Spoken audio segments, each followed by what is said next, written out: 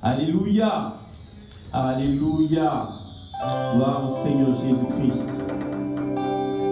Nous vous saluons dans le nom de notre Seigneur Jésus et nous vous disons bienvenue à notre culte de louange et d'adoration. La Bible nous dit dans le livre d'Éphésiens 5, verset 20, rendez continuellement grâce pour toutes choses à Dieu le Père, au nom de notre Seigneur Jésus-Christ. La version lui suivante. Je veux reprendre ce verset dans la version parole vivante qui dit: où que ce soit, à tout moment et pour toutes choses, apportez à Dieu, le Père, l'hommage de votre reconnaissance au nom de notre Seigneur Jésus-Christ. Alors, où que ce soit, où que vous soyez, à la maison, au travail, nous écoutons, en ligne, vous qui nous suivez en ligne, nous invitons ce matin à vous joindre à nous pour adorer, pour faire monter vers notre Père le signe de notre reconnaissance, notre adoration. Joyez-nous, joignez-vous à nous avec consolation divine pour adorer notre Père. Je m'attends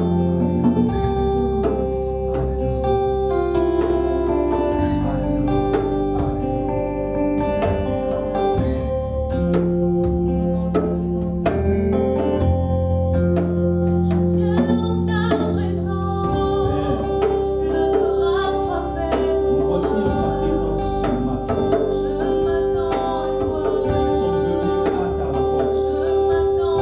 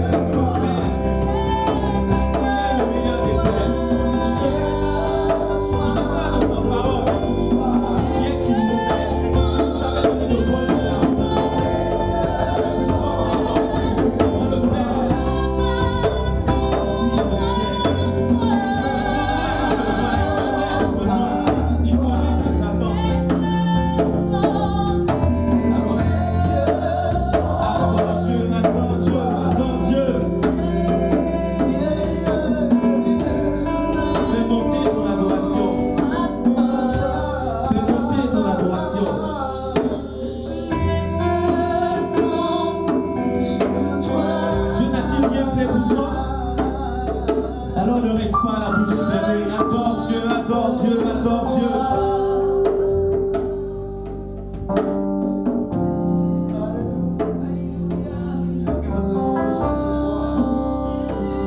Dis merci à Dieu qui a préservé notre nation, qui a préservé l'Afrique.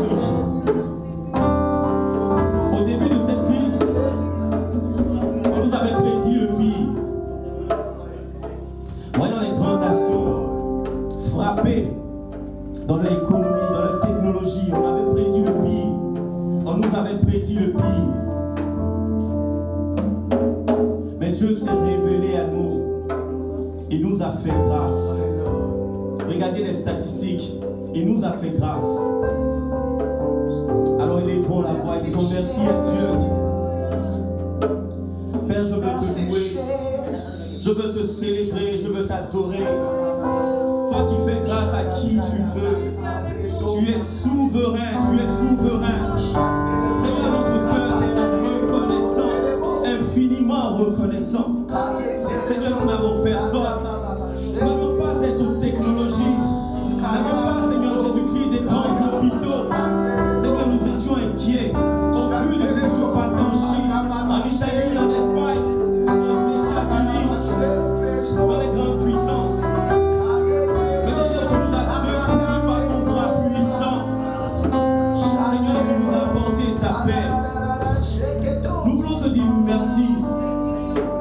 Merci, Seigneur. Parce que tu as démenti, Seigneur, ces spécialistes qui nous prédisaient le pire. Tu as préservé notre nation. Tu as préservé l'Afrique. Et nous voulons te dire merci. Merci pour la vie que tu nous donnes. Merci pour la santé que tu nous donnes. Seigneur, cette crise nous a fait comprendre du bien précieux que tu nous donnes tous les jours. Nous avons pris conscience de la vie que tu nous donnes gratuitement, du souffle de vie, du bien-être, toutes ces richesses, toutes les armées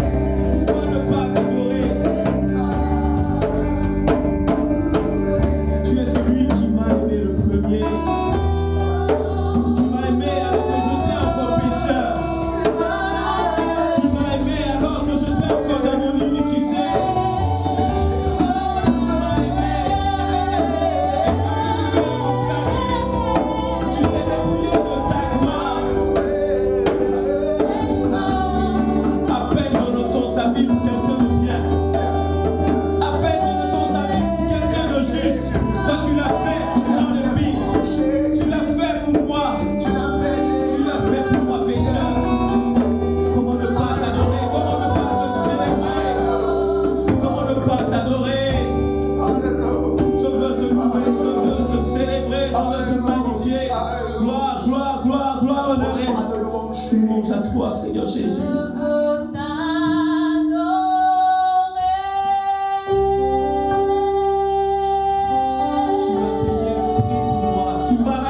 De ma belle manière de vivre. Tu as donné le sens à mon histoire. Tu as donné le sens à ma vie. Comment ne pas te louer? Tu es élevé au-dessus de toute autorité. Tu es le roi des rois. Tu es le roi des rois.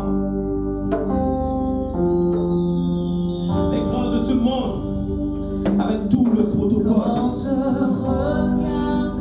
tu es au-dessus de ces hommes et pourtant tu es si accessible.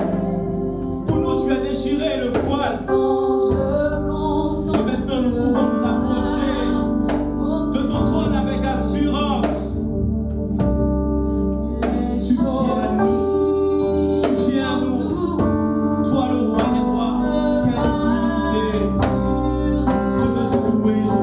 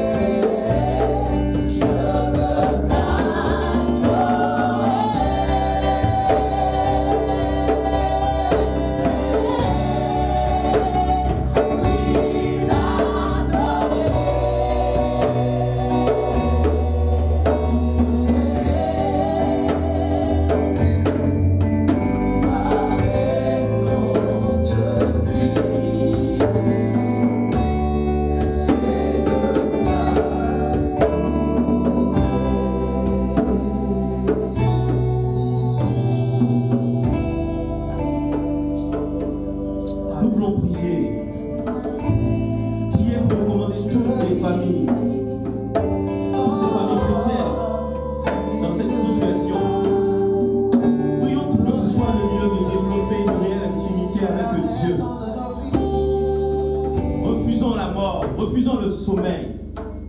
Nous savons que très bientôt nous nous retrouverons ensemble pour adorer notre Seigneur. Mais avant ce temps,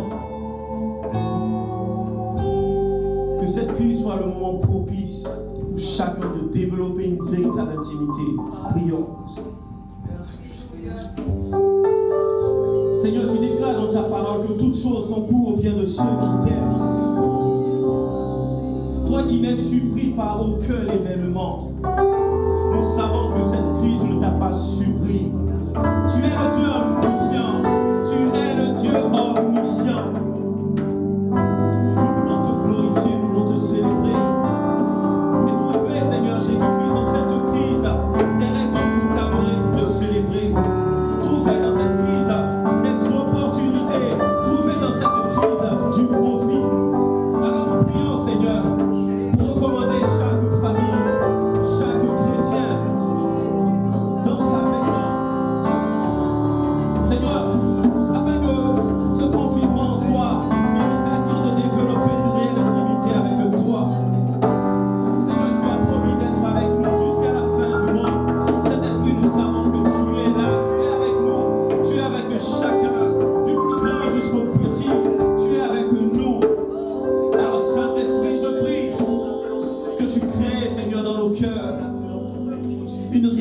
soif, une réelle faim. Et que Seigneur Jésus-Christ, dans nos maisons, nous puissions développer, Seigneur, une réelle intimité avec toi. Nous puissions progresser avec toi. Nous puissions progresser avec toi. Seigneur, je te prie, soutiens la vie de chacun.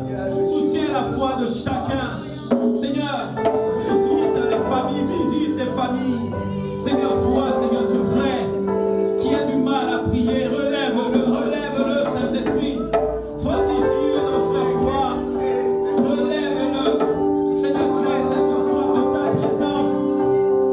Seigneur, que nous puissions trouver notre joie dans ta présence. Que nous puissions trouver notre joie dans la méditation de ta parole. Que nous puissions trouver notre joie, Seigneur Jésus-Christ de Nazareth, dans sa présence. Père, je prie, menace dans le nom de Jésus toute distraction, tout ce qui est sommeil, tout ce qui est mort spirituel est brisé dans le nom de Jésus.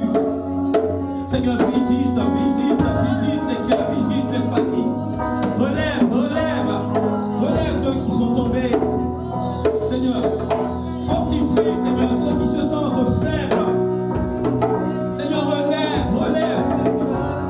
Seigneur, relève. Seigneur, affermis. Seigneur, permets, Seigneur, à celui qui est fort de progresser, d'aller en eau profonde avec toi. Révèle, Seigneur, des mystères cachés. Seigneur, quand nous nous retrouverons, que ce soit le lieu de plusieurs témoignages, que chacun puisse témoigner de la façon dont tu l'as visité. Seigneur, que nous nous retrouverons. Que ce soit, Seigneur, les retrouvailles des héros, des vainqueurs, des gagnants, des victorieux de Jésus. Seigneur, nous voulons compter sur toi. Nous voulons compter sur toi. Viens au secours, viens au secours. Viens au secours de nos manquements, viens au secours de nos faiblesses. Visite les familles. Relève, Seigneur Jésus-Christ de Nazareth. Seigneur, pénètre les cœurs. Visite, relève, affermis, fortifie dans le nom de Jésus. Jésus, tu pouvais déclarer: Père, je n'ai perdu aucun de ceux que tu m'as donnés. Que cette crise ne soit pas une occasion, Seigneur Jésus-Christ, de rétrogradation. Saint-Esprit, Père, ne perds aucun, Seigneur Jésus-Christ, d'entre nous. Fortifie la foi de chacun. Sois loué, sois célébré. Nous continuons dans la louange, dans l'adoration avec consolation divine.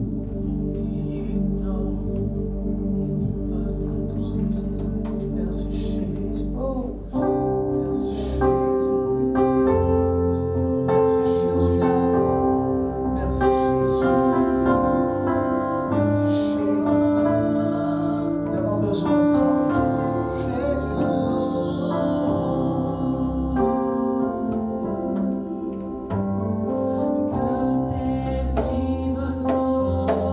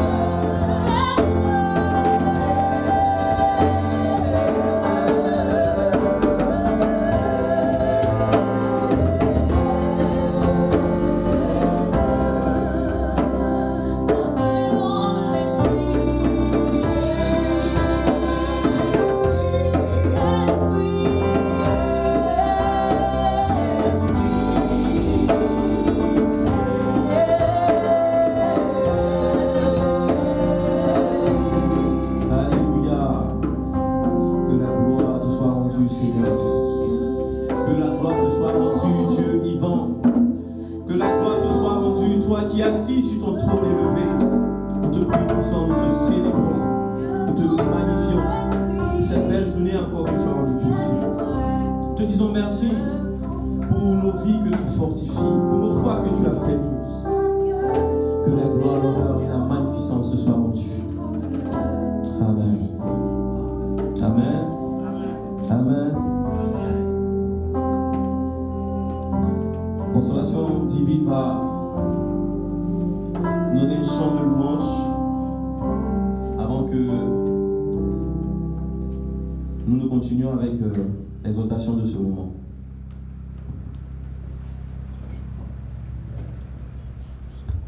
Merci Jésus. Alléluia.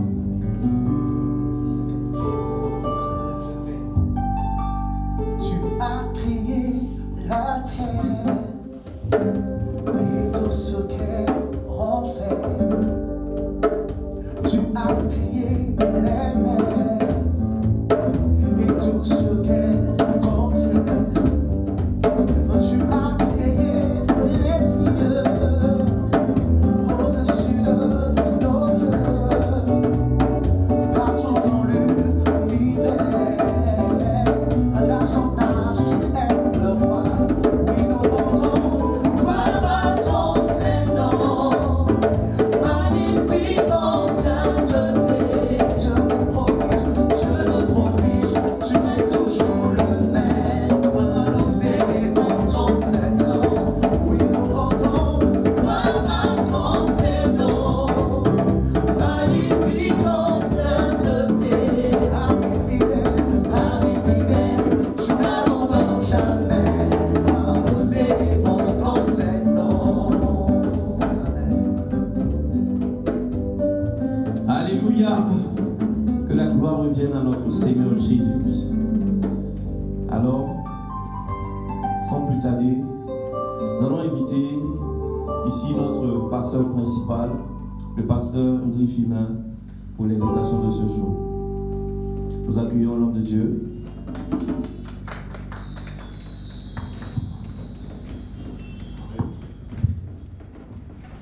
Que Dieu te bénisse. Gloire au Seigneur. Nous voulons rendre gloire au Dieu Tout-Puissant qui règne à jamais. D'éternité en éternité, il est Dieu. C'est à lui que nous appartenons. Nous sommes le troupeau de son pâturage et c'est une joie pour nous de lui appartenir. À lui soit la gloire et l'honneur. Amen. En ce matin, notre désir est de partager quelque chose de très important avec vous à travers la parole de Dieu. Et sur ce, nous souhaitons vous inviter à prendre vos Bibles dans Ésaïe, le chapitre 43. Ésaïe, le chapitre 43. Nous commençons à lire à partir du verset 18. Mais le verset qui va nous situer, c'est le verset 19. Ésaïe 43. Nous vous y invitons. Nous lisons, s'il vous plaît. Ne pensez plus aux événements passés. Ne considérez plus ce qui est ancien. Voici, je vais faire une chose nouvelle sur le point d'arriver. Ne la connaîtrez-vous pas? Je mettrai un chemin dans le désert et des fleuves dans la solitude.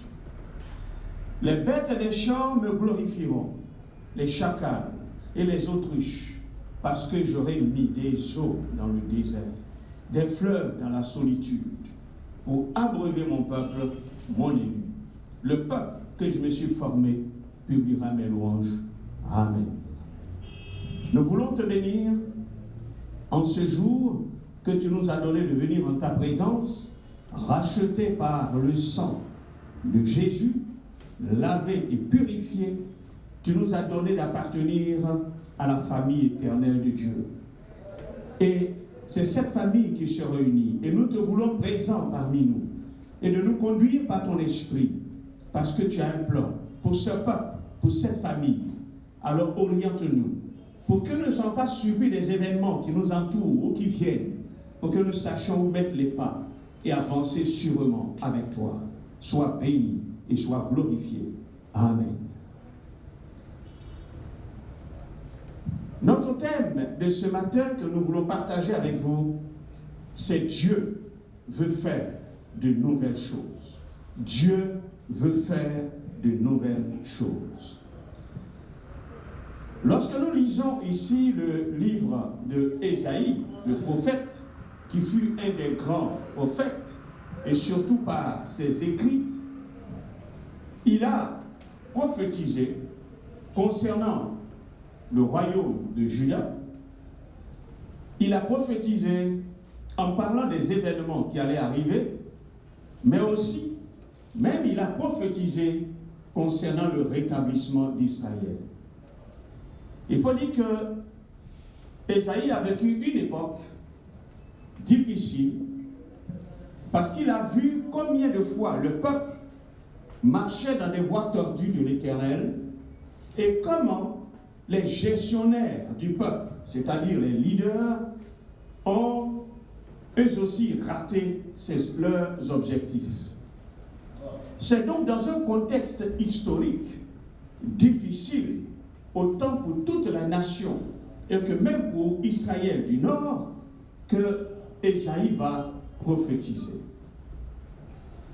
Ici, nous voyons que Dieu va parler à son peuple, le peuple qui s'est lui-même formé. Israël, dont il connaît son histoire, depuis Abraham jusqu'en Égypte, où il le fait sortir pour faire de lui une nation. C'est un peuple que Dieu lui-même connaît très bien, et Dieu sait là où il mène ce peuple.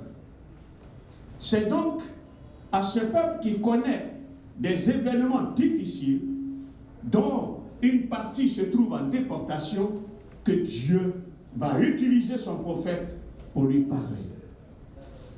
Dieu annonce ici qu'il faut que le peuple oublie les événements anciens, les événements passés, et qu'il se choisit lui-même de faire des choses nouvelles.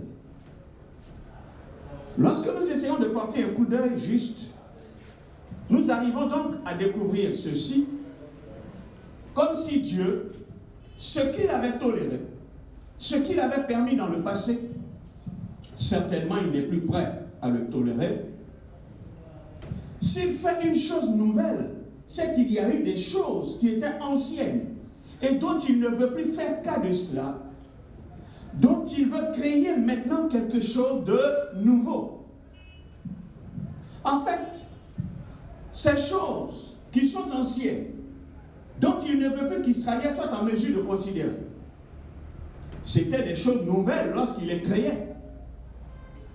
Mais au moment où il parle, il se dit que ces événements qui ont dû avoir lieu et ce qu'il a lui-même permis, il dit que ces choses doivent devenir des choses anciennes et qu'il ne faut plus être en mesure de considérer ce qui est ancien.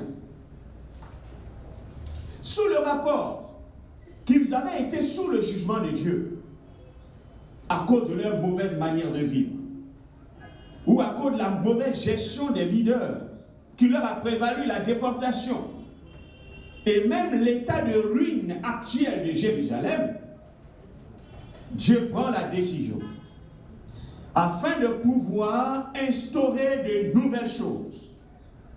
Il dit, voici, je fais toutes choses nouvelles. L'expression « je fais toutes choses nouvelles » met en évidence ici le Dieu créateur à l'œuvre. Nous savons que Dieu, il est le créateur. Comme au commencement, Dieu dit, et les choses se réalisent.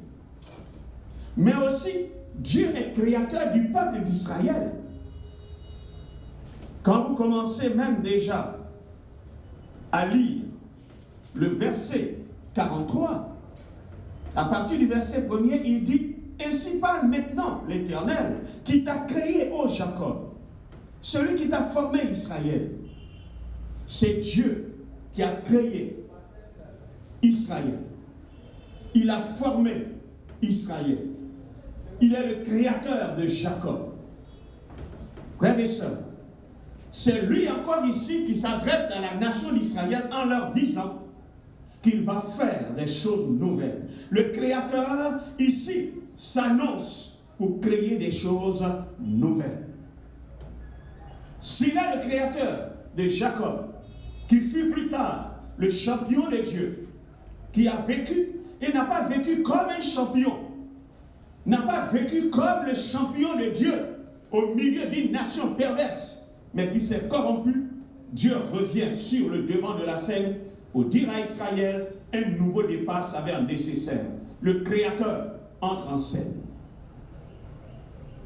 De l'expression Dieu veut faire de nouvelles choses, cela nous montre le maître de l'histoire qui se met encore à l'œuvre.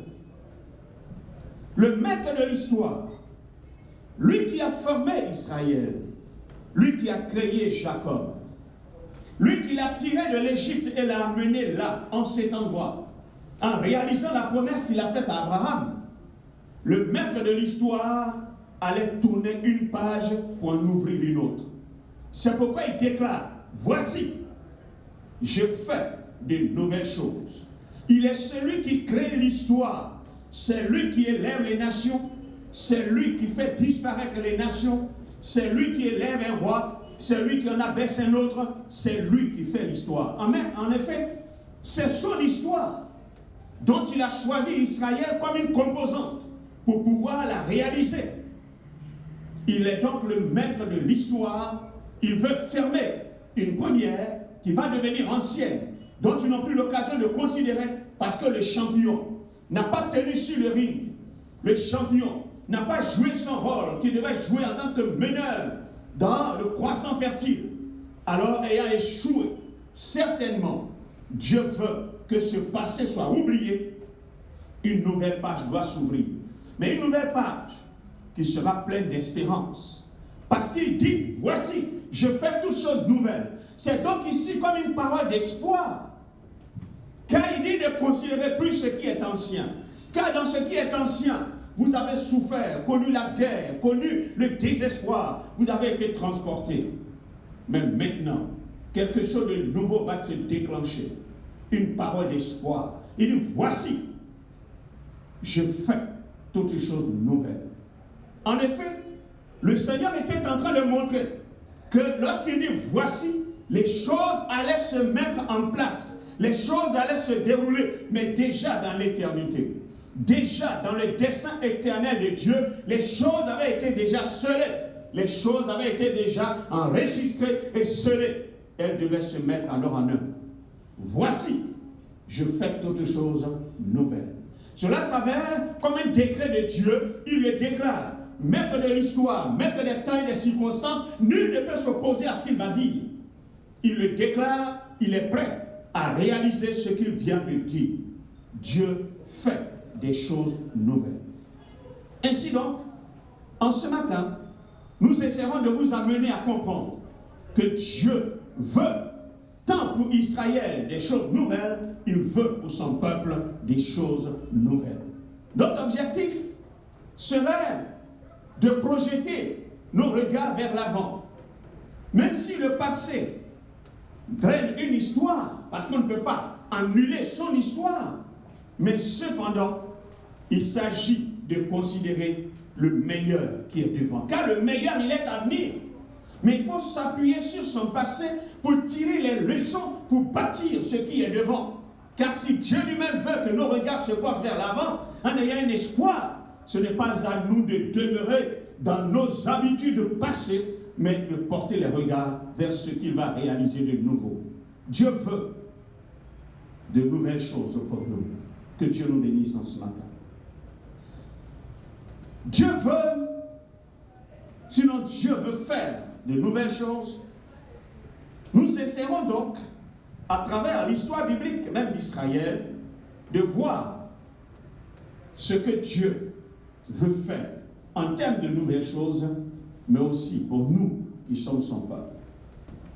Voyons donc que premièrement, Dieu veut changer nos vieilles habitudes.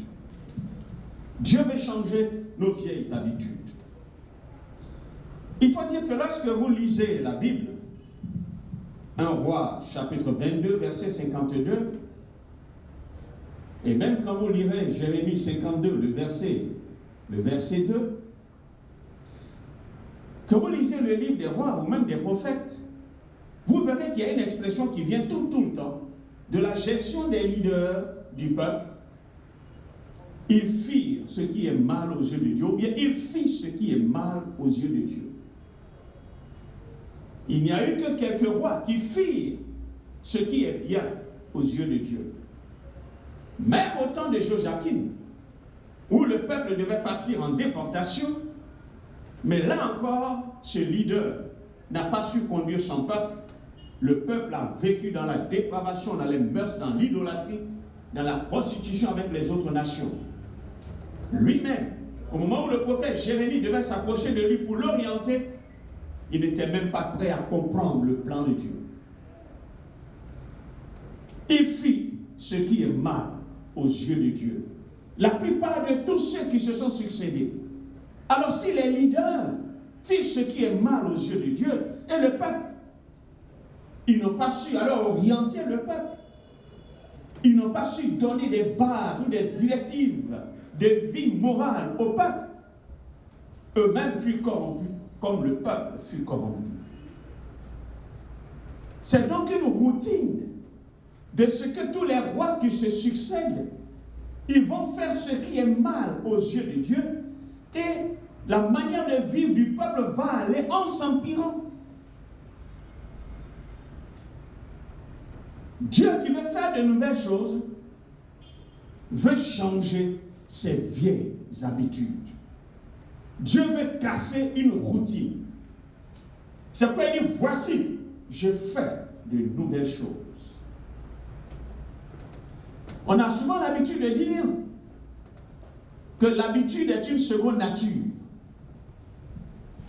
Mais une seconde nature qui va figer parfois nos pensées, figer même nos actions, voire nos émotions, pour nous rendre même parfois difficiles à comprendre, même les révélations de Dieu, ou bien de faire des analyses objectives. Parce qu'on a été habitué à certaines choses, alors là, on est coincé, on est figé dans ses habitudes, et parfois, on sent qu'il est difficile d'en sortir. Israël était dans cette habitude. Habitude de vie quotidienne, habitude de dépravation, habitude dont les choses sont restées dans leurs mœurs. Le but de Dieu, en amenant son peuple en déportation, c'était amener son peuple aussi à réfléchir. Le but de Dieu, c'était de les faire sortir de leur habitude. C'est pourquoi, lorsque Dieu choisit de nous visiter, il plaît parfois à Dieu de nous sortir de nos habitudes. Parce que nos habitudes ne nous permettront certainement pas de mieux comprendre la révélation, où on l'interprétera en fonction des habitudes acquises. Or, nous savons que l'ensemble des habitudes, c'est ce qui forme notre comportement et finit donc par nous déformer. C'est pourquoi Dieu, il se plaît, lorsqu'il veut nous visiter, de nous faire sortir de nos habitudes. C'est pourquoi même parfois, il va nous pousser, il va nous contraindre à sortir de ces habitudes. Parce que c'est en dehors de nos habitudes qu'il veut nous rencontrer. Quand vous lisez Osée chapitre 2, le verset 14, Dieu parlant à Israël dira, « Je t'ai attiré dans le désert pour parler à ton cœur. » Ah oui, nous comprenons donc que lorsque Israël était en Égypte, Israël était dans une habitude esclavagiste. Et le lieu même où ils étaient n'était pas un endroit propice afin de saisir tout le plan de Dieu, de saisir les desseins de Dieu. C'est pourquoi Dieu, va le faire sortir. Ils auraient pu aller en l'espace de quelques jours dans le pays promis. Ils auraient pu y être. Mais cependant, ils n'auraient même pas compris le plan de Dieu ou connu le Dieu même qui les délivre. Comment auraient-ils compris Dieu? Comme un maître qui les martyrise, un maître qui les fait souffrir, parce qu'ils ne l'auraient pas connu de manière véritable. Alors Dieu choisit de les attirer au désert afin de parler à leur cœur, les attirer dans la solitude, les attirer pour qu'ils soient seuls à seuls avec lui. Frères et sœurs, il y a des moments où Dieu lui-même va nous contraindre, il va nous pousser, il va permettre certaines choses pour nous attirer.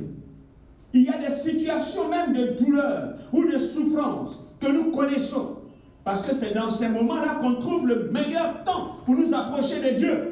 Et c'est ce temps-là que Dieu veut choisir pour parler à nos cœurs, nous donner les nouvelles directives. Car, à travers ce que nous aurons passé, Dieu saura alors nous donner les meilleures leçons et nous serons en mesure de comprendre. Même si le désert n'est pas un lieu propice, mais Dieu trouve que c'est le meilleur endroit pour nous parler. Frères et sœurs, les situations dont nous avons pu vivre, comme le temps du coronavirus, où l'église est éparpillée, etc., où certainement nous avons perdu beaucoup de choses, ou même connaître des moments de maladie, etc., n'était-ce pas certainement des occasions où Dieu a voulu nous faire sortir de nos habitudes quotidiennes et nous avoir en seul à seul avec lui pour parler à nos cœurs, pour avoir une relation plus intime avec lui. Réfléchis bien. Parfois, ce n'est pas parce que nous avons péché qu'il y a des événements qui nous arrivent. Ce n'est pas parce que nous avons transgressé la loi de Dieu que parfois certains événements nous arrivent. Des choses que nous ne comprenions pas parfois. Comme Job lui-même ne pouvait pas comprendre. Mais cependant, Dieu avait certaines choses qui devaient se révéler à lui, à Job. Il y a des choses que nous ne comprendrons pas. Mais c'est parce que tout simplement, il veut nous sortir de notre habitude, nous sortir de notre situation. Mais nous amener où? Dans un désert qui ne sera pas profitable pour toi, qui ne sera pas un meilleur contexte pour toi. Mais ce serait le temps, ce serait le moment, ce serait aussi le lieu choisi par Dieu pour parler à ton cœur. Et c'est lorsque tu auras reçu ce que Dieu veut te dire et que Dieu te fera sortir de là. Lorsque vous lisez Hébreux chapitre 13, verset 13, là il est dit sortons, allons hors du camp. Ou bien dans notre version sortez et allez hors du camp. Nous voyons ici l'auteur de l'Épître aux Hébreux qui nous ramène à une pratique à l'époque lévitique d'Israël dans le désert. Lorsque par exemple le sacrificateur ou le peuple est coupable, alors il y a un animal qui doit être tué. Et lorsque l'animal est tué, alors le corps de la victime, puisqu'elle est tuée en remplacement du peuple ou du sacrificateur, alors la victime doit être brûlée hors du camp. On ne brûlait pas l'animal dans le camp, mais en dehors du camp. Certainement, à cause du lieu saint qui se trouve au milieu du camp. Et puisque le peuple a péché et que l'animal qui est sacrifié représente le peuple, l'animal ne pouvait donc pas être tué à l'intérieur du camp, mais en dehors. Il faut dire que les croyants juifs qui venaient d'accepter le Seigneur Jésus, il leur était difficile de se séparer de ces rites, les rites juifs. Il leur était difficile de se détacher du système judaïque et même de toute la religion juive, bien qu'elle ait été donnée par Moïse. Mais l'auteur était en train de leur dire que de la même manière que les choses se sont produites, le peuple a péché.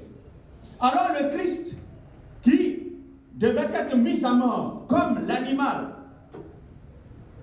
qui est le substitut de la victime, qui est brûlé hors du camp, comme le Christ lui-même a été crucifié en dehors de Jérusalem, il est important que les croyants hébreux alors sortent du rite religieux judaïque.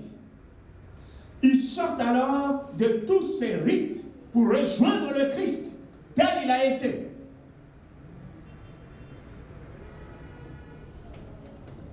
De la même manière, nous dirons donc que nous, en tant que chrétiens, qui avons accepté le Seigneur Jésus, il est important que nous comprenions que la religion, faite de rites, faite de systèmes, etc., constitue parfois des carcans nous empêchant de pouvoir rencontrer le Christ de manière véritable.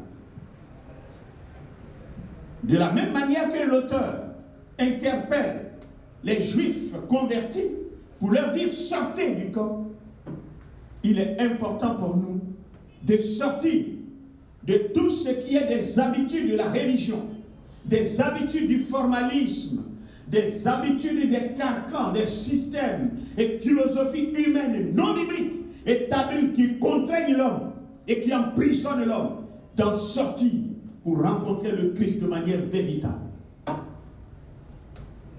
Sortons donc de ce formalisme, car le Christ ne s'y trouve pas. Ce sont des contraintes et des fardeaux qui sont ajoutés, mais qui ne nous permettent pas de parvenir à sa présence ou entrer en sa présence. Alors sortons du camp, sortons de tous ces principes, je dis bien philosophiques humaines, qui ne sont même pas bibliques, mais mises en œuvre pour contraindre les hommes. Sortons donc de là, sortons de ces habitudes anciennes, ces habitudes de la tradition, ces habitudes qui ne définissent ou parfois ne peuvent même pas s'expliquer, ou qui n'expliquent même pas les actes ou les attitudes, ou les philosophies qui sont dites, mais qui ne sont même pas explicables sur la base de la tradition et nous contraignent. Sortons de là, sortons de là, allons hors du camp, rencontrer le Christ. Allons nous identifier à Christ pour partager ses souffrances. Allons nous identifier au Christ Jésus qui a souffert pour nous. Allons-y pénétrer son cœur pour partager, parvenir à la communion de ses souffrances, afin de partager aussi sa communion, la communion de sa résurrection. Frères et sœurs, car si nous partageons sa souffrance, alors nous partagerons l'abondance de vie divine qui se trouve en lui. Oh, car l'apôtre Paul dit que Dieu a voulu faire résider en lui toute la plénitude divine. Alors, dans notre communion de sa souffrance, nous serons la communion de sa vie abondante. Et si nous souffrons avec lui, nous serons en mesure aussi de régner avec lui. Frères et sœurs, les nouvelles choses que Dieu veut, c'est sortir de ces habitudes dont il veut que nous en sortions pour rentrer dans les nouvelles choses qu'il est en train de faire. Quand vous lisez Jean chapitre 2 à partir du verset 11, il est question des noces de Cana, où ceux qui sont venus à la fête, ils ont bu l'ancien vin. Et lorsque le vin avait manqué, Jésus a transformé l'eau en vin. Et les gens ont posé la question à leur donateur, pourquoi il donnait le nouveau vin à la fin? Or, généralement, on utilisait le nouveau vin et le vieux vin plus tard. Oh, frères et sœurs, le Seigneur parfois ne suit pas nous nos principes. Il suit son principe à lui. Le nouveau vient après le vieux. Le nouveau vient après ce qui est ancien. Pourtant, nous aurions voulu que le nouveau vienne au début. Non. Jésus a voulu que le nouveau, pour qu'il soit mieux apprécié, vienne après l'ancien. Et c'est le nouveau vin qui est meilleur. Or, le nouveau vin vient du miracle de Dieu, le miracle créateur. Il transforme l'eau en vin pour donner du goût à une vie qui a perdu l'espoir, une vie qui est dépravée, une habitude, puisqu'on servait l'ancien vin, des habitudes, qui a été planifié et dont on le faisait tout le temps. Il bouleverse les habitudes afin d'entraîner l'homme dans ce qui est nouveau. Quand vous lisez Marc chapitre 2, le verset 22, là il parle des vieilles outres et des outres nouvelles. Il dit qu'on ne prend pas du vin nouveau pour mettre dans les vieilles outres. Parce que la vieille outre qui a fini de se dilater, le nouveau vin qui entrera en fermentation va faire péter alors la vieille outre.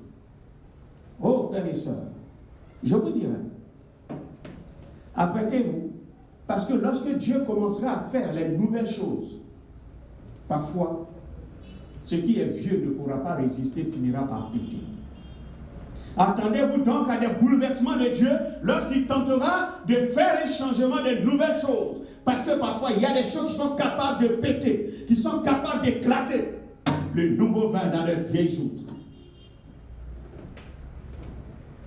Frères et sœurs, la deuxième chose, en termes d'habitude, que le Seigneur veut changer, Dieu veut changer, ce sont les conceptions anciennes. Les conceptions anciennes de la manière dont Dieu travaille. Les conceptions anciennes de la manière dont Dieu travaille. Frères et sœurs, lorsque nous avons commencé à interpréter notre texte, le peuple babylonien avait envoyé une partie d'Israël en Babylonie, où j'ai été déporté. Mais cependant, ce peuple babylonien n'allait pas rester là éternellement. Puisque Dieu va choisir de faire des choses nouvelles, Dieu va susciter un autre peuple qui va venir donc prendre la place de la Babylonie afin de pouvoir déclencher ce qui est nouveau. Dieu va utiliser donc un homme Cyrus que Dieu lui-même va appeler qu'il est son oint, c'est-à-dire son Messie, son envoyé. Pourtant, nous savons que Cyrus n'était pas croyant. Cyrus, roi de Perse, n'était pas croyant. Mais Dieu l'envoie de manière exprès pour délivrer son peuple à Babylone. C'est difficile à comprendre parfois la manière dont Dieu travaille.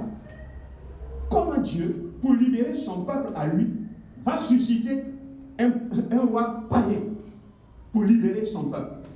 On aurait pu dire, il aurait rétabli celui qui a été laissé sur le trône en Israël, faire d'Israël une grande nation et partir pour délivrer son peuple et le ramener sur la terre d'Israël. Mais non, ce ne fut pas le cas. Dieu décide de choisir un païen pour venir conquérir Babylone et libérer son peuple. Frères et sœurs, quand Dieu veut faire de nouvelles choses, les méthodes et les principes ne nous appartiennent plus. Ces méthodes et ces principes lui appartiennent lui, parce que c'est lui qui prend la décision de faire de nouvelles choses. Maître de l'histoire et maître des temps et des circonstances, les moyens, les principes, tout ce qu'il faut mettre en œuvre émane de lui. Il en choisit la méthode. Il en choisit aussi les instruments. C'est lui qui les choisit. Et ici, sa manière de travailler va à l'encontre de ce qu'on pourrait dire normal. Dans nos habitudes, on aime les choses normales. Que tout se passe de manière normale. Nos principes doivent suivre une logique.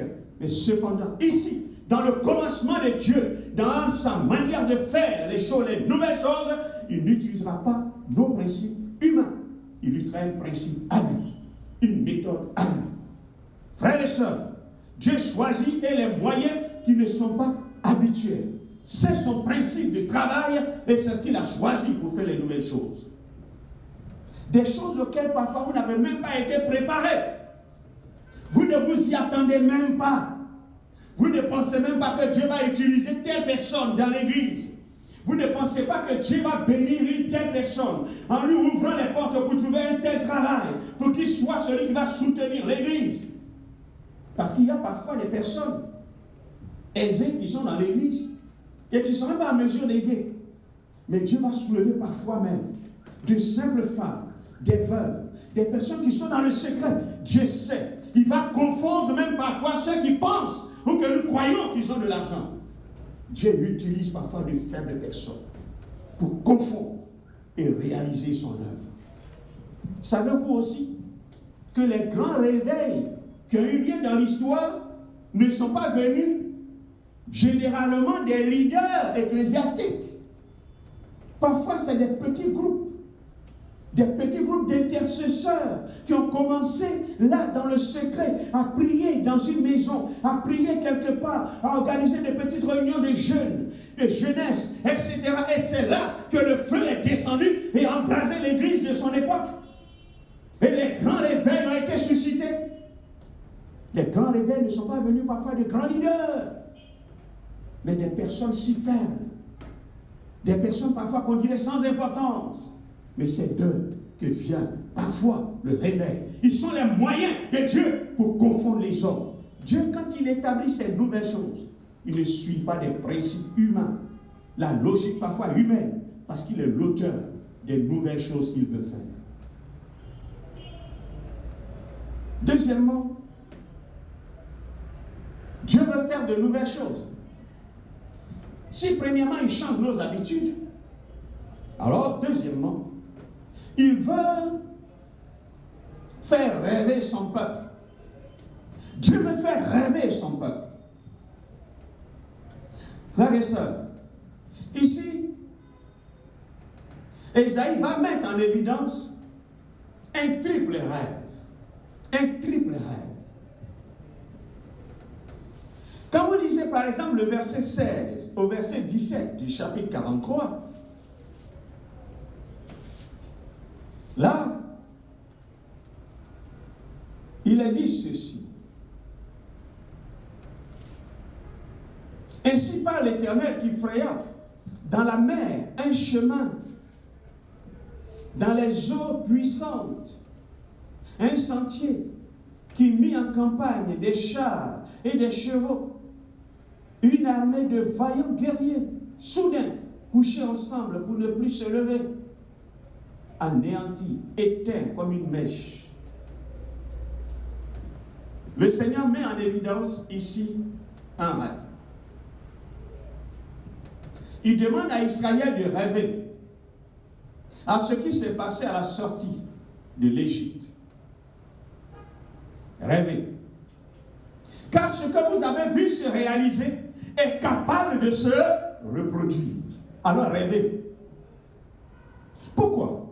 Parce que le peuple qui se trouvait, comme on appelle, à Babylonie, il n'avait aucune force, il n'avait aucun moyen, il n'était pas non plus un peuple de guerre. Dieu même leur avait demandé d'interférer les sphères de la société pour participer à la vie du peuple dans lequel ils ont été amenés. Il n'était donc pas un peuple guerrier. Comment leur sortie alors elle était possible? Mais Dieu leur dit ici, rêvez. Car ce qui s'est passé, où vous êtes sortis de l'Égypte, la même chose est capable de se produire. Dieu rappelle donc à Israël la délivrance qui a eu lieu en Égypte.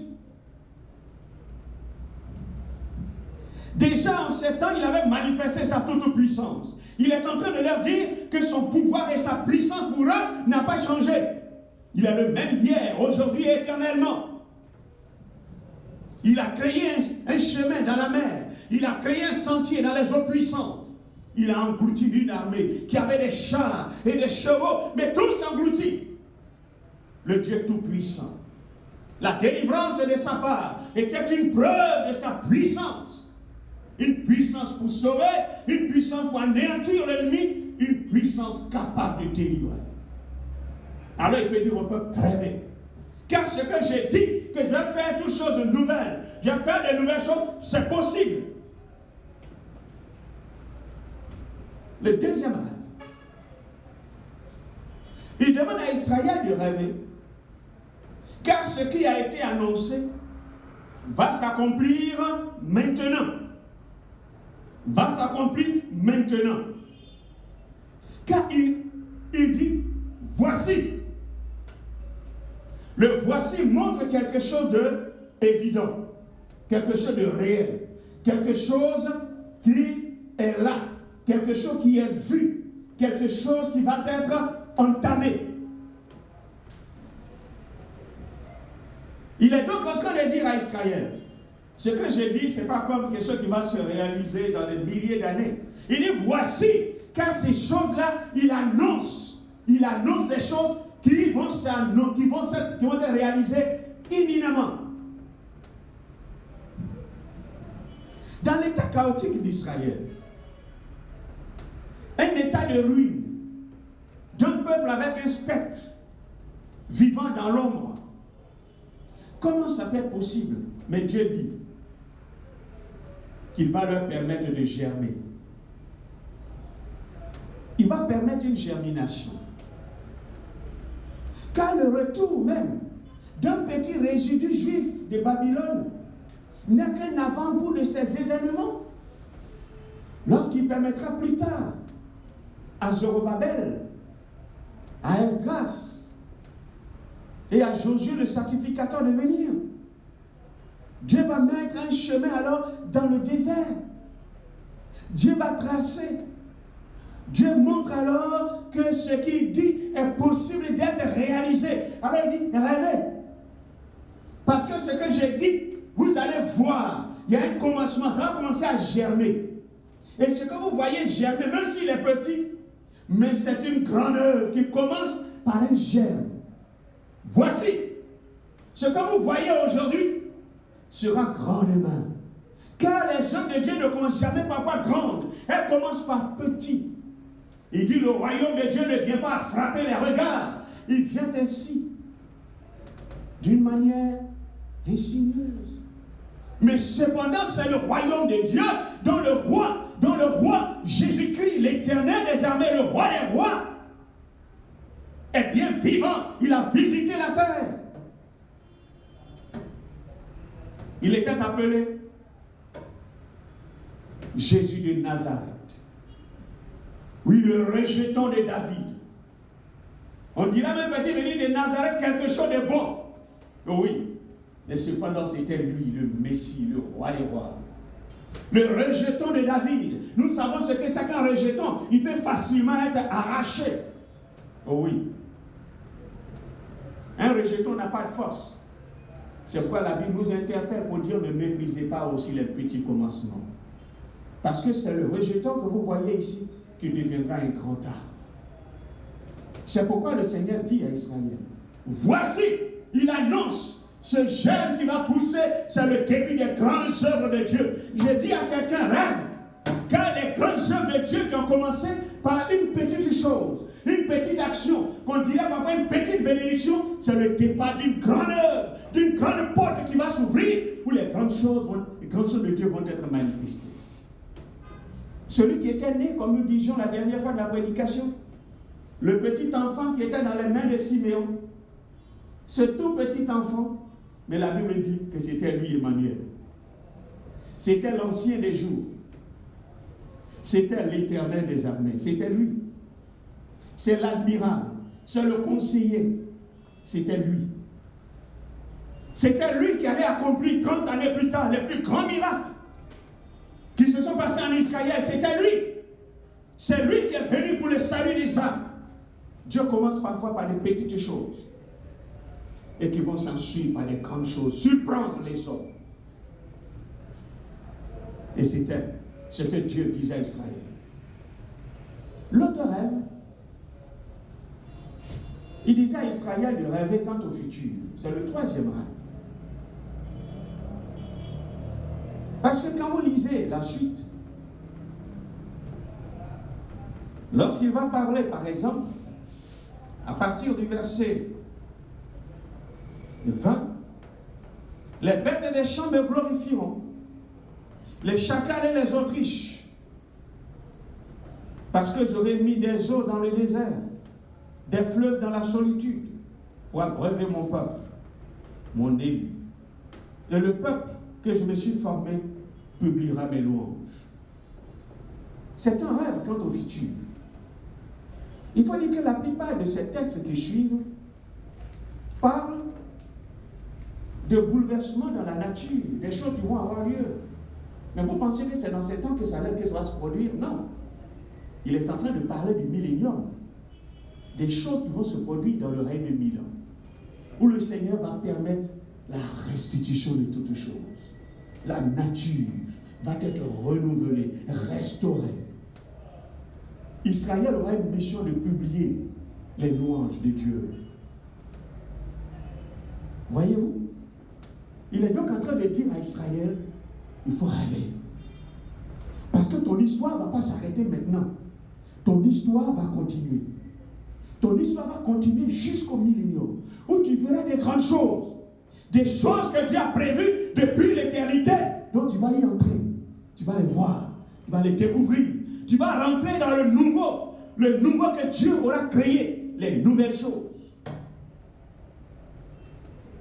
Frères et sœurs, si votre rêve s'est effondré, avec certainement l'avènement du coronavirus, vous aviez des rêves, mais vos rêves ont été effondrés, comme Israël avant la déportation. C'était un peuple qui rêvait, ils avaient un grand temple, Salomon avait conçu son temple, ce grand temple. Les gens venaient de partout voir la sagesse de Salomon. Des hommes se sont succédés sur le trône. Israël avait un rêve.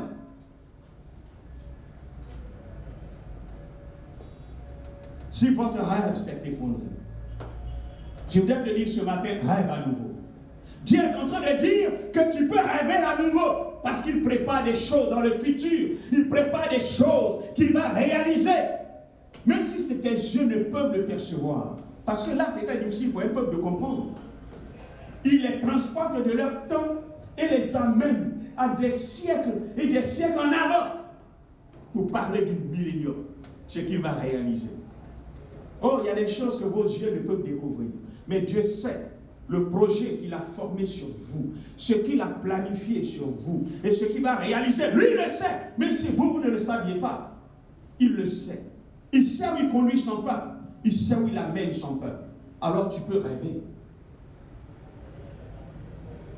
Refusez alors de laisser les choses anciennes vous bloquer, entraver votre vie, vous étouffer, vous limiter. Rejetez les pensées qui disent que tout est inutile, ou tout restera comme avant. Oh, qu'est-ce qu'il y a de nouveau? La pandémie est venue. On dit encore, il y a d'autres choses qui vont venir. Oui, ce sont les hommes qui prédisent. Ce sont les hommes qui planifient.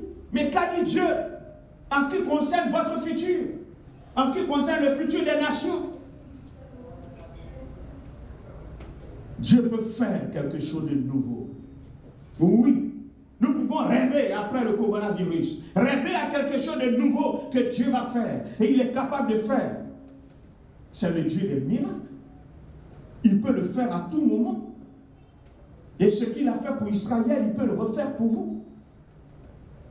Ce que votre vie a été jusqu'ici, peut-être que ça n'a pas eu d'importance. C'est maintenant que les choses vont commencer. Votre passé, certainement, vous dites, oh, je n'ai pas eu un passé important. Oui, mais le passé, il est passé. Mais qui connaît votre futur? Seul Dieu. Mais qui sait sur votre futur? Vous mettrez dans le contexte que Dieu a préparé pour vous. Aujourd'hui, ce n'est pas votre passé qui est important. Mais c'est ce que vous êtes en train de vivre aujourd'hui et ce que Dieu vous permettra d'y entrer demain. Laissez Dieu donc intervenir. Entrez avec Dieu dans ce qui est nouveau. Ne luttez pas avec Dieu. Ne résistez pas avec Dieu. Même si vous ne comprenez pas ce qu'il est en train de faire. Ne luttez pas avec Dieu. Ne lui résistez pas. Laissez-le intervenir. Entrez avec lui dans ce qu'il est en train de faire de nouveau. Même si cela va à l'encontre de vos principes, à l'encontre de votre logique, à l'encontre de vos principes, votre manière de penser, suivez-le.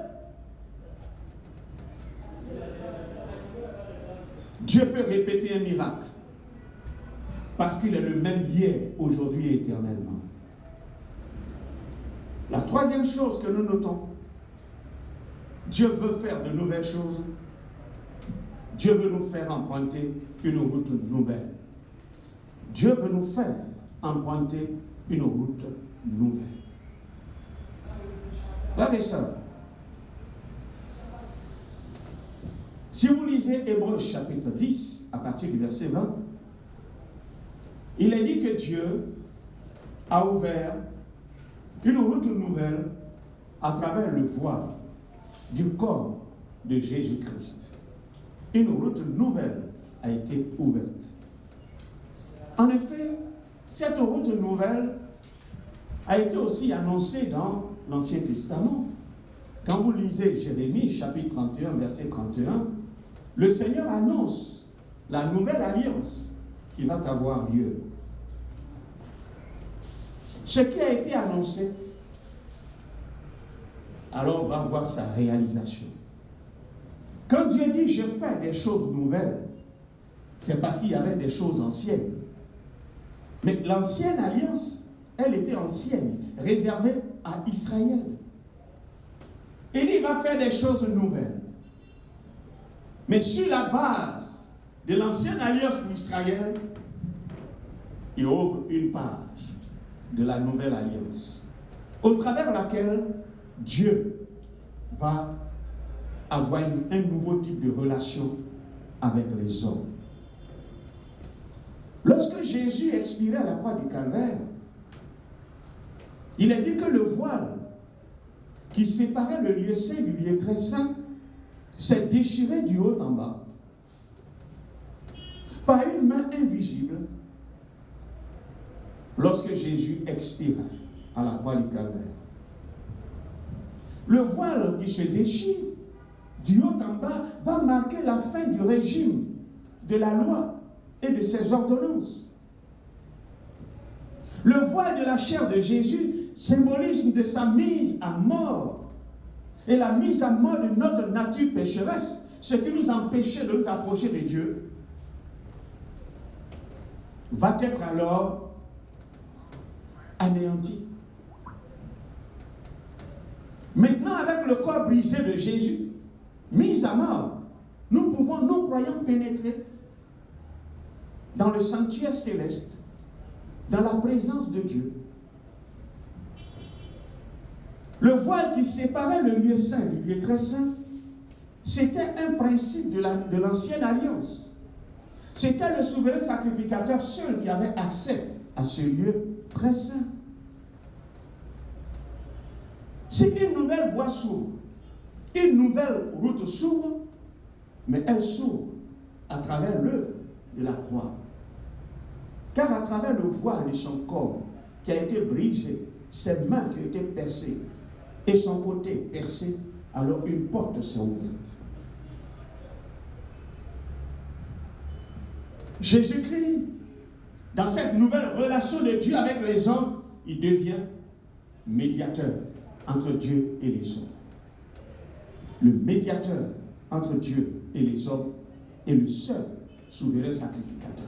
Car lui seul est entré dans le lieu très saint, dans le céleste. La nouvelle alliance, dans laquelle Jésus va ouvrir une porte, où nous devions le suivre, la nouvelle alliance sera un nouveau type de relation entre Dieu et les hommes, qui vont désormais se donner la main dans la main, dans une marche commune. Et la qualité d'une alliance, qui est donc une alliance relationnelle, parce qu'il s'agit de prendre une route qui s'ouvre, c'est-à-dire de marcher ensemble avec Dieu. Il nous faut nous accorder, comme Amos le dit, mais il nous faut marcher la main dans la main dans cette nouvelle relation. La qualité donc de cette alliance relationnelle avec Dieu, elle ne va pas s'arrêter, même quand tout semblera s'arrêter. Car le Dieu éternel est venu lui-même sur la terre. Il est mort à la croix du Calvaire. Et c'est à travers son œuvre à la croix, il ouvre une route lui-même, au travers de son corps, que nous pouvons passer pour pouvoir atteindre Dieu. Et cette route nouvelle qu'il ouvre, dans cette qualité de relation, lorsque tout finit par se taire, alors nous sommes toujours en relation avec celui qui est infini, celui qui vit éternellement. C'est donc une relation qui a un commencement et qui n'a pas de fin. C'est-à-dire donc, au moment où certainement les prières feront silence, où tout paraîtra comme si il n'exauce pas, cela ne veut pas dire qu'il est absent. Il est bien présent parce qu'il a dit qu'il est avec nous tous les jours jusqu'à la fin du monde. Tant que nous sommes dans le clos de l'alliance relationnelle, sa présence sera toujours là. Même lorsque nos prières ont reçu leur exaucement, il est toujours là avec nous. Il marche avec nous. Il nous accompagne. Il nous assiste. Dans cette alliance, où la route passe au travers du voile de sa chair, nous passons du simple stade de croyant à celui de sacrifice vivant. Car lui, il est mort à la croix du Calvaire, il a pris notre place. Alors en passant au travers cette route, nous devenons des sacrifices vivants. Désormais, nous ne vivons plus pour nous-mêmes, parce que nous sommes passés au travers du substitut. Il a pris notre place, désormais notre vie. Nous vivons, marchons sur cette route, marchons dans cette nouvelle relation, afin de pouvoir exécuter les desseins de Dieu, c'est-à-dire les plans de Dieu. Nous ne vivons plus pour nous-mêmes, mais nous vivons désormais pour Dieu.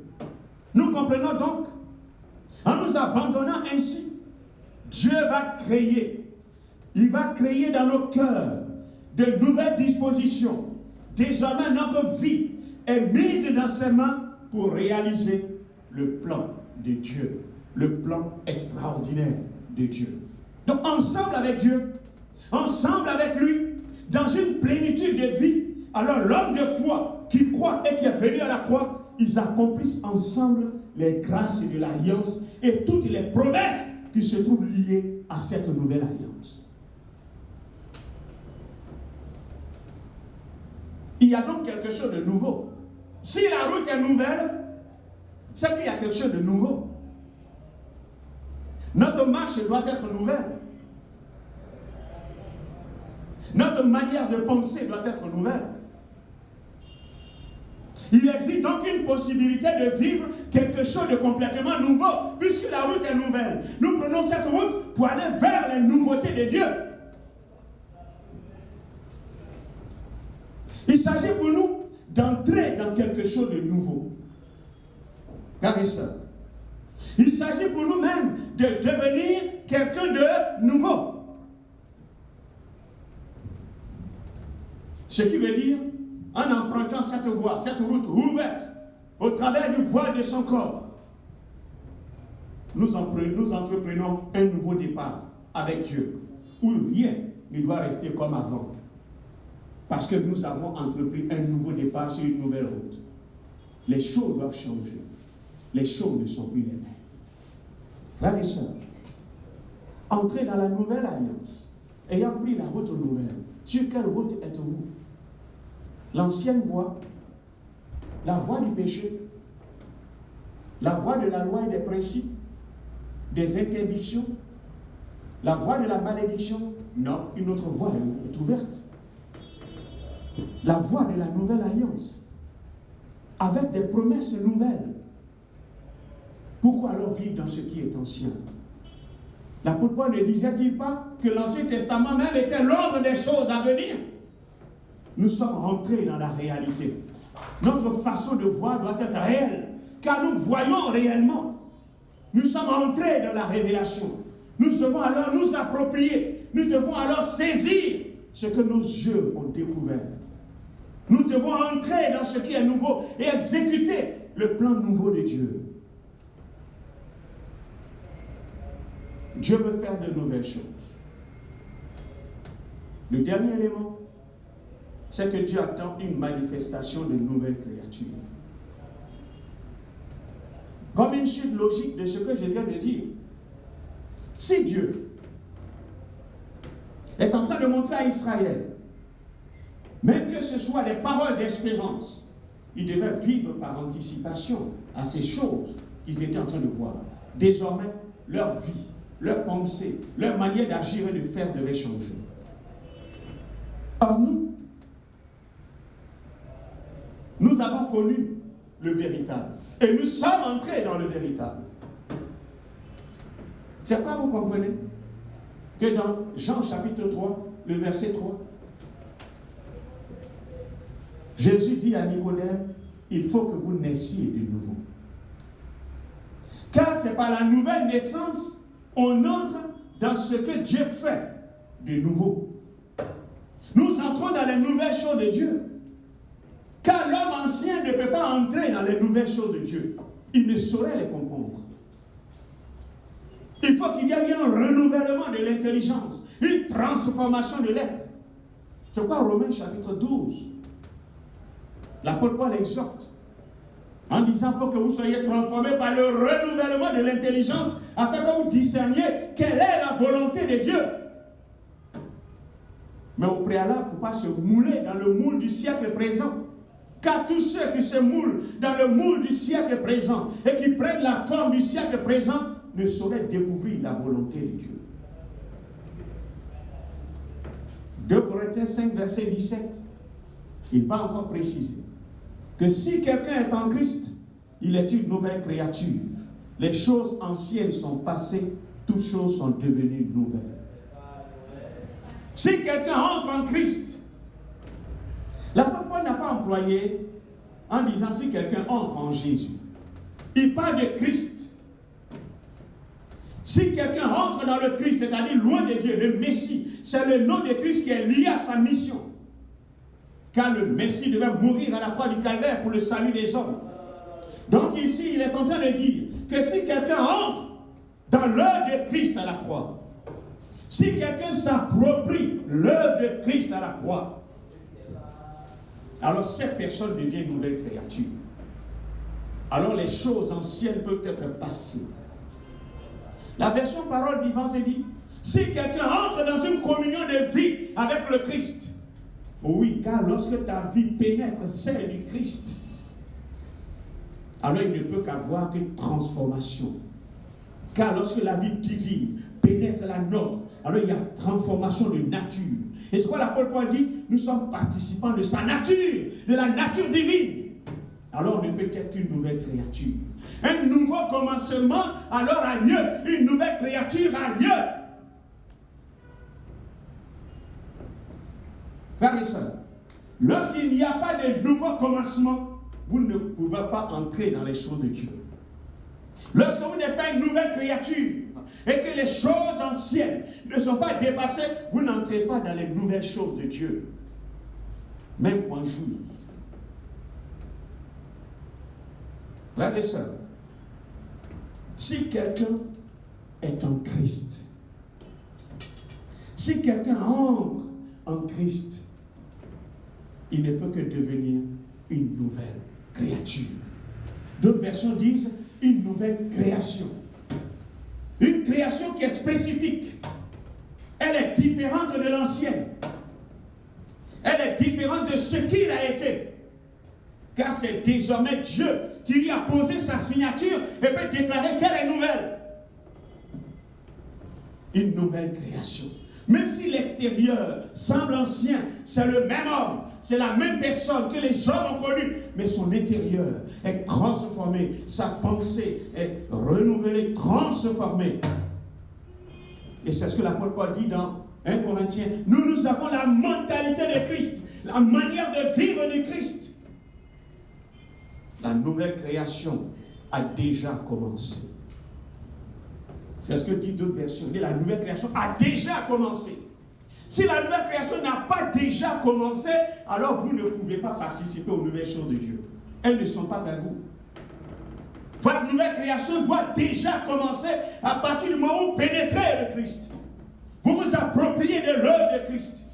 Vous vous appropriez de ce que Dieu fait de nouveau. Vous êtes censé devenir une nouvelle chose. Car Christ a introduit la nouvelle alliance. Christ a ouvert la route nouvelle. Alors vous entrez dans cette route qu'il a ouverte au travers de son voile. Vous ne pouvez qu'être une nouvelle créature. Tous ceux qui ne sont pas transformés ne sont pas rentrés. Ils ne seront pas pris la route nouvelle. Ils ne sont pas passés au travers du voile de sa chair. Ils n'ont pas senti les douleurs de Christ. Il n'a pas pris leurs péchés. Il n'a pas pris leurs iniquités. Et eux aussi n'ont pas pris de lui la vie céleste, la vie Zoé. N'a pas pénétré leur être. Le Saint-Esprit n'a pas fait un tel travail. Il n'y a pas eu de transformation. Car Jean dira ceci, qu'il est la porte. Il dit, quand vous entrez, vous sortirez, vous trouverez des pâturages. Or, pourtant, vous entrez d'habitude, vous ne trouvez rien. Mais lorsque vous entrez, c'est-à-dire à travers l'œuvre de la croix, la porte qui ouvre sur le royaume de Dieu, la porte qui ouvre sur les œuvres de Dieu, vous entrez, ce qui vous manque, alors vous trouvez les pâturages. Vous trouvez ce que Dieu a prévu pour vous. Les promesses de Dieu sont oui et amen en Christ. Dieu est le Dieu des nouvelles choses. Si la nouvelle création peut commencer, si toutes choses sont devenues nouvelles, Dieu peut changer alors les situations, elles peuvent devenir nouvelles. Car nous entrons dans une autre nouvelle dimension de vie. La dimension du miracle. La dimension de la vie de l'esprit. Les choses peuvent devenir nouvelles. Les situations peuvent changer. Car désormais, Dieu contrôle la vie de l'être. Alors désormais, tout dépend de Dieu. Il peut faire des nouvelles choses. Et je précise bien, il peut le faire à tout moment. Il peut faire quelque chose de nouveau. Et puis, rien n'est limité pour lui. Aucun processus terrestre ne peut être un obstacle pour lui. Là où tu as toujours buté, oui, tu rentres dans le processus des nouvelles choses avec Dieu, il peut te faire passer au-delà.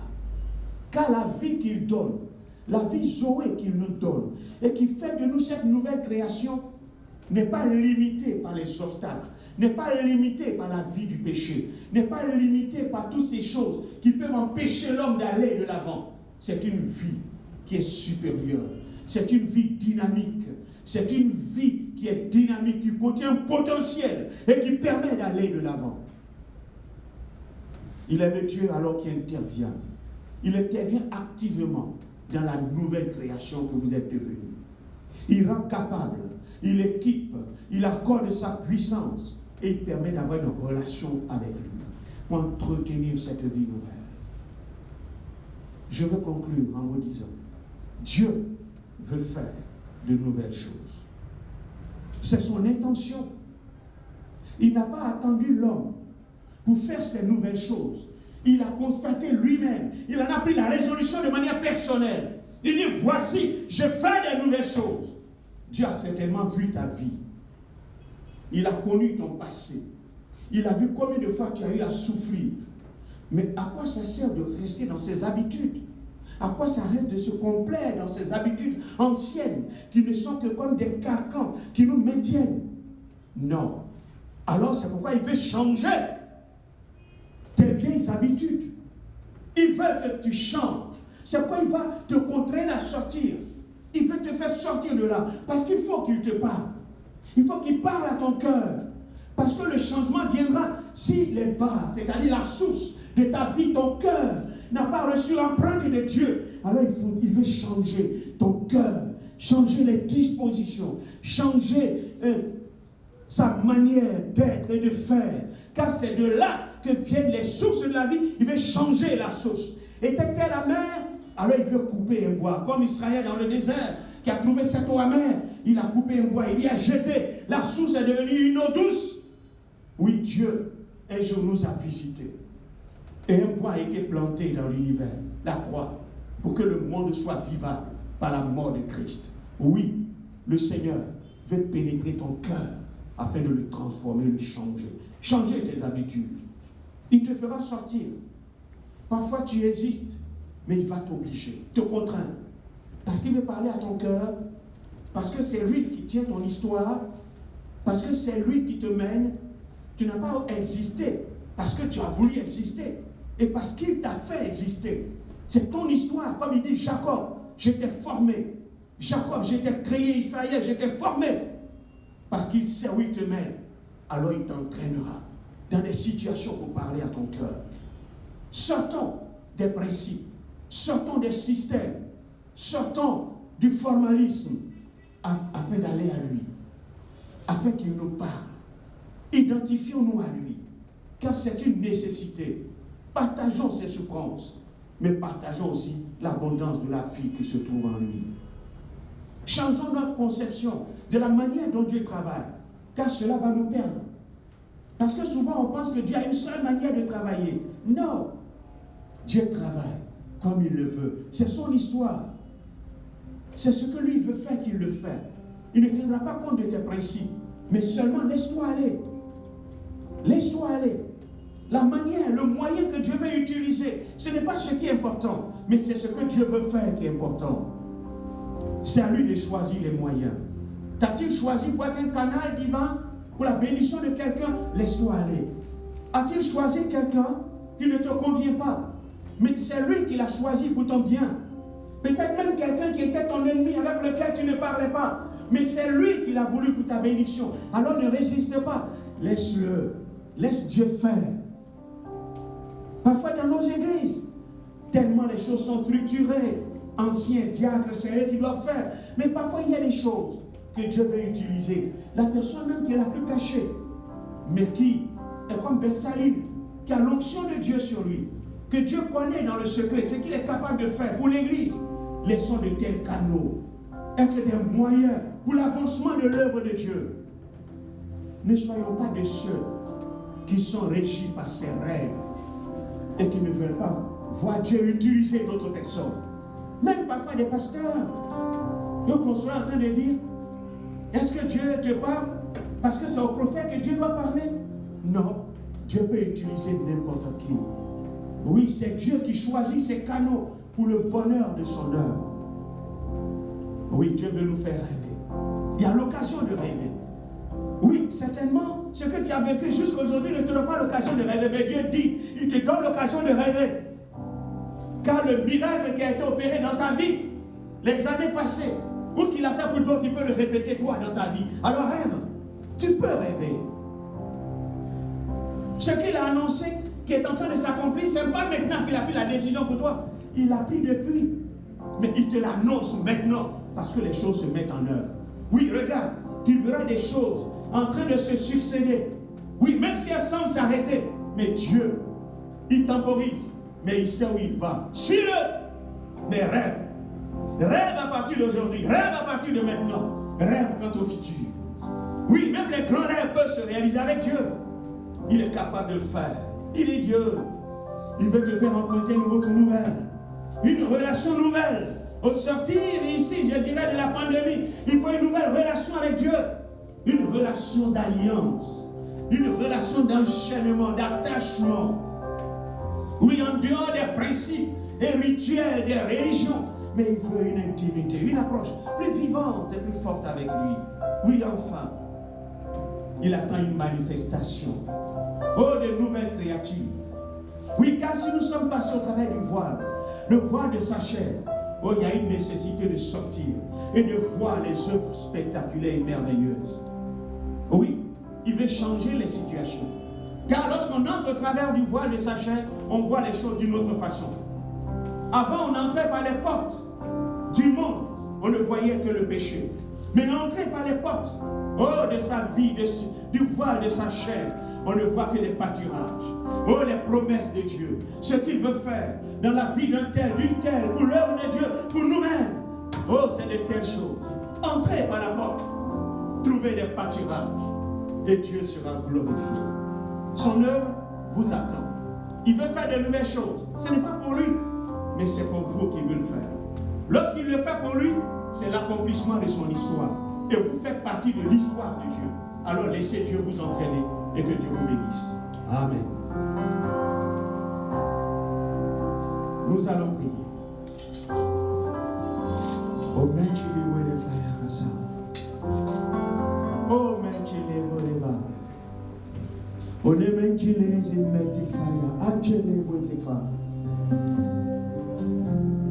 nous venons à toi. Nous venons au Dieu vivant et vrai. Nous venons au Maître de l'univers, celui qui est assis sur le trône d'éternité en éternité, celui dont le règne n'a pas de fin. maître des temps, maître des circonstances. Tu décides en ce jour de faire des choses nouvelles. Tu veux faire des choses nouvelles. Seigneur, regarde cette personne qui souffre depuis tant d'années, dont la maladie est devenue quelque chose pour elle, dont elle ne peut pas s'en sortir. Comme cet homme qui était près de la piscine de Bethesda pendant 38 ans. Oh, tu l'as vu, tu l'as aimé en ton programme, tu l'as aimé en ton temps, et tu es passé là. Et tu lui as dit, veux-tu être guéri? Et tu diras plus tard, prends ton lit et va dans ta maison. Oui, Seigneur, tu veux que les choses changent parce que tu as vu ton serviteur couché sur son lit d'hôpital. Tu as vu ce serviteur ou cette servante qui traîne cette maladie depuis longtemps et qui est devenu dans ses habitudes, le contraint ou la contrainte à une vie sans fruit. Combien de difficultés pour s'approcher de toi. Oh Seigneur, visite-la. Visite-la. Visite-la maintenant. Visite son corps maintenant. Brise le pouvoir de la maladie maintenant. Lève-toi au nom de Jésus. Lève-toi, prends ton lit et va-t'en. Lève-toi maintenant. Car il est Dieu et c'est lui qui te dit, lève-toi. Il fait de nouvelles choses. Et dans les nouvelles choses, il a prévu ta guérison. Les choses nouvelles commencent en ton corps. Y a-t-il quelqu'un dont les habitudes ont dû le contraindre? Ces habitudes t'ont privé de tant de choses. Ou même parfois venir à l'église écouter la parole de Dieu, on prend du temps. Tu es régi par des lois, par des habitudes de travail ou de ta propre philosophie, au point où tu es absent des choses de Dieu. Toi qui as pris le temps dans tes habitudes, une mauvaise manière de vivre, toi dont le péché a vaincu tout le temps tu retombes, tu te lèves et tu retombes, tu te lèves et tu retombes. Comme il a dit des rois, il fit ce qui est mal aux yeux de Dieu. Quand tu portes un regard dans ta vie, tu ne peux que parvenir à se régimer. Oh, le Seigneur veut te faire sortir de ses habitudes. Il veut te faire sortir de ses habitudes. C'est pourquoi il dit, fais de nouvelles choses. Pour que tu entres désormais dans une vie de victoire, une vie de triomphe. Il t'a appelé dans le désert pour parler à ton cœur. Mais encore en ce matin, au moment où tu es dans ton désert, au moment où tu es là, dans ta situation difficile, il t'a voulu là, dans le secret, pour te parler à ton cœur. C'est pourquoi il a permis cela. Écoute la voix de Dieu qui te rappelle à lui. Écoute l'appel qu'il t'a donné. Écoute son appel. Regarde ce qu'il a planifié que tu sois. Israël devait être le champion de Dieu, mais le champion a échoué. Pour Dieu, tu étais son champion. Lorsqu'il t'a arraché de la belle manière de vivre, lorsqu'il te faisait sortir du monde, pourquoi n'a-t-il pas fait sortir d'autres que c'est toi? Parce qu'il s'est dit que tu es son champion. Il dit, il a créé Jacob, j'ai formé Israël. Dieu t'a appelé pour te former, te façonner, pour que tu sois son champion. As-tu réalisé le plan de Dieu? On sort de ses habitudes. Reprends ta communion avec Dieu. Parce que le Seigneur veut que tu sortes de ses habitudes. Tout ce qui t'a lié et t'a emprisonné dans ses habitudes, par la puissance du Saint-Esprit, je les brise, je les détruis dans le nom de Jésus. Puissent les liens du péché, les liens de la chair, je les brise et je les détruis dans le nom de Jésus-Christ. Au nom de Jésus, je les libère, je la franchis au nom de Jésus. Dans ses habitudes, un démon s'est-il infiltré afin de te conforter dans ton laxisme, dans ta paresse, ou coder ta manière de vivre pour ne pas que tu puisses voir autrement?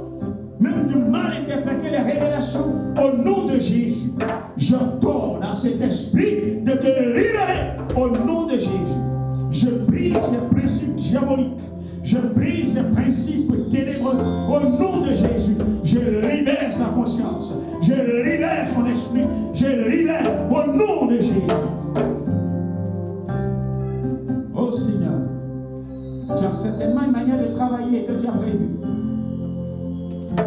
Même si l'homme ne comprend pas, mais tu veux réaliser ton plan. Je voudrais dire à quelqu'un certainement, tu t'attendais à ce que Dieu agisse de manière normale. Mais Dieu te dit ce matin, il n'utilisera pas certainement la manière logique et normale. Attends-toi à Dieu. Il va agir, mais il agira non pas de manière normale.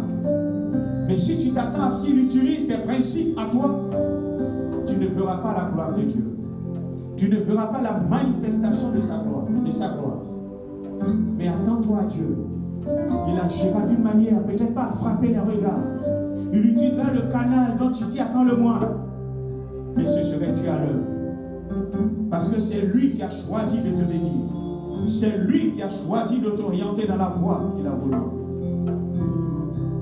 Le bonheur qui viendra ne viendra pas certainement de la personne dont tu attends, mais de celui que Dieu lui-même aura choisi. Parce que c'est lui qui a planifié les choses pour toi. Dans cette nouvelle relation que nous avons avec Dieu, allons-y avec Dieu. Laissons-nous dans ses mains. Entrons dans le nouveau type de relation. Entrons dans un nouveau type de vie avec Dieu. Oui, la main dans la main, car ce n'est pas notre projet. Entrons alors dans le voile de sa chair, dans la porte qui est ouverte, dans un nouveau type de relation. Là où les choses s'arrêteraient, même que le monde s'arrête, que notre relation avec lui va même au-delà de la mort pour entrer dans l'éternité où nous vivons avec lui. Alors même ici, que tout se taise, que nous ne voyons rien, ou que notre corps parvenait à se déchirer ou à se détruire. Oui, mais sa promesse tiendra toujours. Il est là à nos côtés. Et comme Job a dit, mon Rédempteur est vivant et il se lèvera le dernier. Car dans cette nouvelle relation avec lui, Dieu n'aura pas dit son dernier mot. Même quand tout s'arrêterait à cause de son alliance, il se lèvera le dernier de la terre. Pourquoi? Il se lèvera afin que son nom soit glorifié. Entrons donc dans la nouvelle création de Dieu, dans un nouveau type de relation personnelle. Dieu veut faire de nouvelles choses pour toi. Ouvre ton cœur, laisse-toi aller, et que la gloire de Dieu soit manifestée. Amen.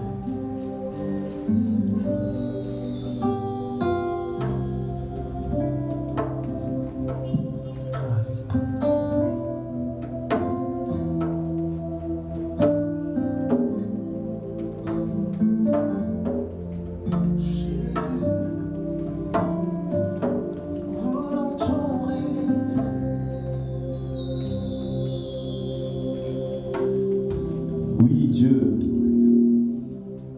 veut faire de nouvelles choses dans nos vies. Alors, abandonnons nos projets pour embrasser les projets de Dieu. Et nous pourrons dire comme Job, mes oreilles avaient entendu parler de toi, maintenant mes yeux t'ont vu. Amen. Amen. Amen. Consolation divine, vous allez nous conduire dans des chants de louange.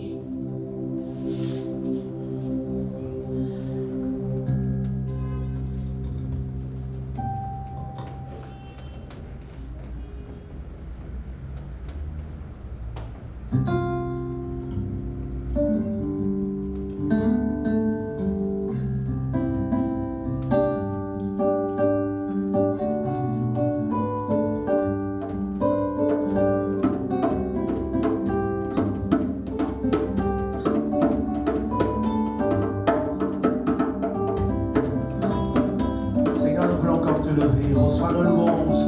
Alléluia. Alors prends ton mouchoir depuis ta maison. Commence à louer Jésus. Célèbre Jésus avec nous. Alléluia.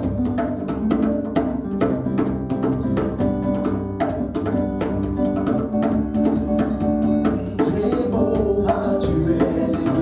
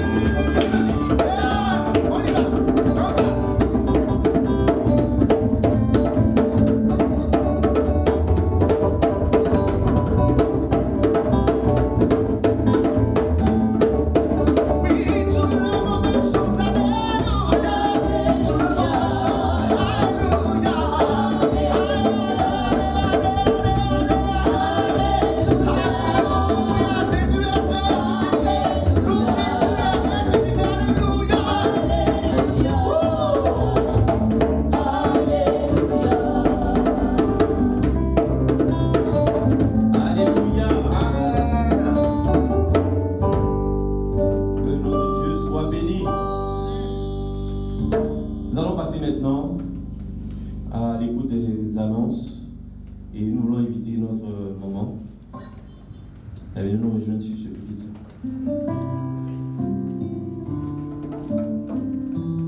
Alléluia.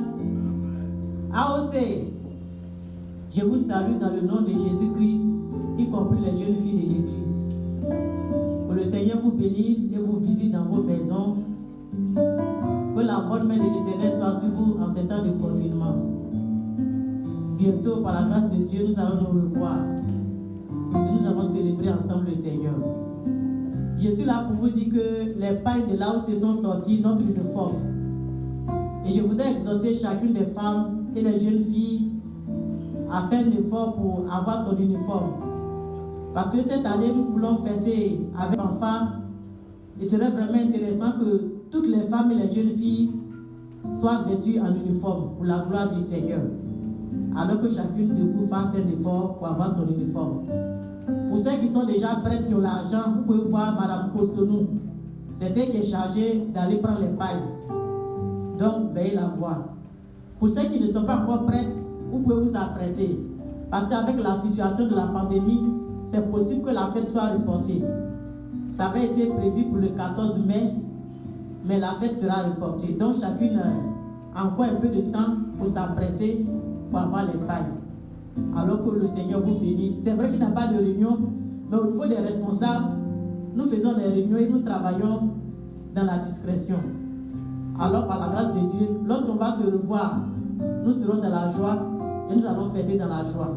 Que le Seigneur vous bénisse dans le nom de Jésus. Amen. Merci maman.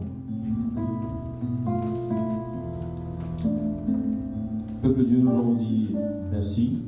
Tous qui avaient assisté à ce culte, soyez bénis.